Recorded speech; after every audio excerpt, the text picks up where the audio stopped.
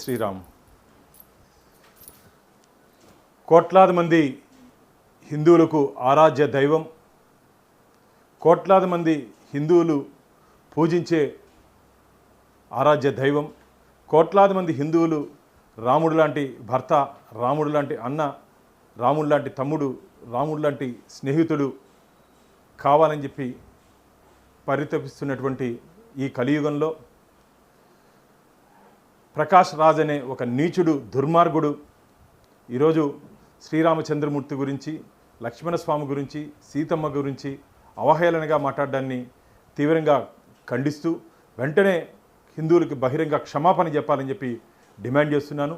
ఒళ్ళు కొవ్వెక్కి ప్రకాష్ రాజు మాట్లాడుతున్నాడు. తస్మాస్ జాగ్రత్త. తమాష అనుకుంటున్నావా? హిందువుల మనోభావాలు కించపరిచే విధంగా, బాధపడే విధంగా, గాయపడే విధంగా మాట్లాడి రాక్షస ఆనందం పొందుతున్నావు. నీకు ధైర్యము దమ్ము ఉంటే అన్యమతస్థులకు సంబంధించి వారి గురించి ప్రస్తావన చేసే ధైర్యం ఉందా నీకు?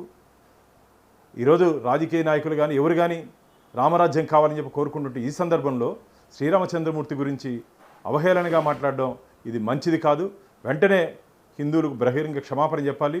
ఈరోజు మా లీగల్ అడ్వకేటు అజయ్ కుమార్ ద్వారా మేము ప్రకాష్ రాజ్కి లీగల్ నోటీస్ పంపిస్తున్నాం.